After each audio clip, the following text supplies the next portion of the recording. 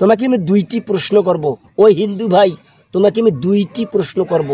বাংলাদেশ এবং ভারত, বাংলাদেশ এবং ভারত যত হিন্দু শিক্ষিত আছে, যত হিন্দু শিক্ষিত আছে, সকলের উদ্দেশ্যে আমার দুইটি প্রশ্ন থাকবে।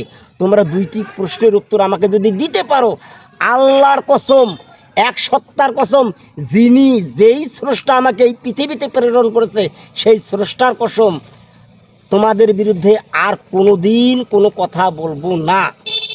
আমরা মুসলিম, আমরা যদি একবার একটা কোনো কথা দেই, আমরা কথা প্রাণ দিয়ে হলেও রাখার চেষ্টা করি। তাই হিন্দু ভাই, তোমাকে আমি দুইটি প্রশ্ন করব, বেশি নয়, মাত্র দুইটি প্রশ্ন করব। তুমি রেডি থাকো। 1 নম্বর প্রশ্ন, তুমি তোমার ভগবানকে সৃষ্টি করেছো না তোমার ভগবান তোমাকে সৃষ্টি করেছে?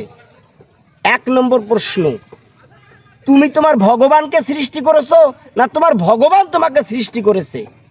2 নম্বর প্রশ্ন, তুমি যে ভগবান সৃষ্টি করে সেজদা করো, তুমি যে ভগবান সৃষ্টি করে সেজদা করো, এই ভগবানের কথা তোমার কেতাবে আছে কি? তোমার ধর্মের কেতাবে আছে কি?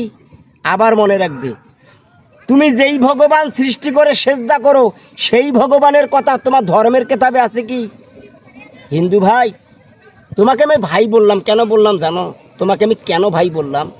কারণ পৃথিবীতে যত মানুষ ছিল, আছে, থাকবে, প্রত্যেকটি মানুষ মুসলিম ফিতরাতের উপর জন্মগ্রহণ করেছে।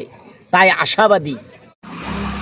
শ্রী ভগবদ গীতা অধ্যায় 9 রাজবিদ্যা রাজগুজ্জ যোগ শ্লোক 26 বাংলা অনুবাদ সংস্করণে সাধারণত এটা বই পাওয়া যায় অধ্যায় 9-এর প্রায় মাঝামাঝি পৃষ্ঠায় 191 193। শ্রীকৃষ্ণ বললেন, পুত্রং পুষ্পং ফলং তোহং যো মে ভক্ত প্রাচ্যুতি তদং ভক্তি পুষ্পমৌসুমি প্রায়ত, অর্থাৎ ভক্তি সহকারে যে আমাকে একটি পাতা, একটি ফুল, একটি ফল বা একটু জলও দেয়, আমি সেই ভক্তির উপহার গ্রহণ করি।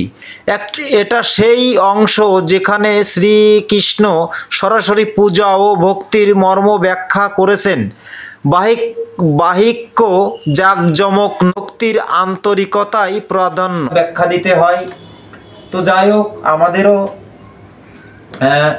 দলিল আছে, আমাদেরও যেরকম কিতাব আছে, আমাদেরও সেরকম গীতা, যজুর্বেদ, পুরাণ, মহাভারত, অনেক কিছু আমাদেরও আছে।